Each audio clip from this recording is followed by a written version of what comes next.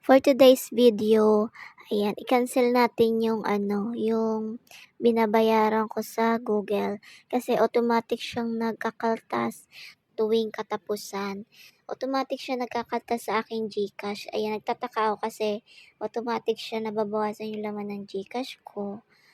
Tapos, yung una, maliit lang siya. Pero ngayon, habang tumatagal, lumalaki na yung binabayaran ko. Ngayon maliit pa lang naman kaso paano 'pag susunod na buwan 'di lalaki na yon kaya mas maiging i-cancel ko na ngayon. So ngayon guys, ang ginawa ko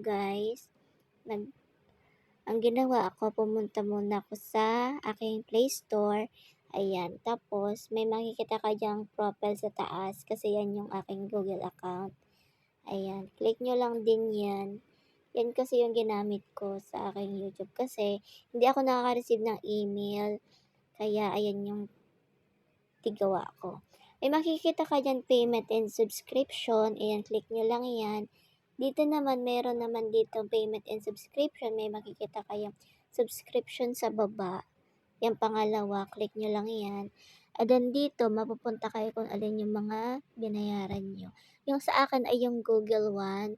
Ayan, click nyo lang din yan. Tingnan nyo guys, 89 pa lang siya. Ngayong October 31, due date niya. Ayan, babayaran ko, ika-cancel ko na.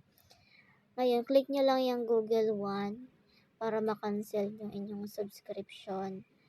Ayan, ganito yung mangyayari. May makikita kayong cancel subscription sa baba. Ayan guys, updated talaga siya guys. Automatic siya nagka-cancel, nagkakaltas sa GCash. Ayan, nung una maliit lang siya, ngayon naging 89 na. Ewan ko lang sa susunod na buwan, baka mas lalo pa tong lumaki, hindi ko alam. Hindi ko alam, baka malaki na pala ang utang ko dito. Ayan guys. Tapos, ayan, click nyo lang din yung decline to answer.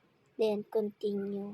May makikita kayo dyan, keep subscription or cancel subscription. Ako, ika-cancel ko na. Kaya, ayan, click ko na lang yung cancel subscription. Tapos, ganito na yung lalabas guys. Ayan o. Google One cancel. Ayan lang guys, ganun lang kadali sa mga nagtatanong kung bakit nababawasan yung inyong mga GCash. Ayan, try nyo na din guys, tingnan. Baka nag-try kayong bumili ng ganitong subscription. Cancel nyo na habang maaga.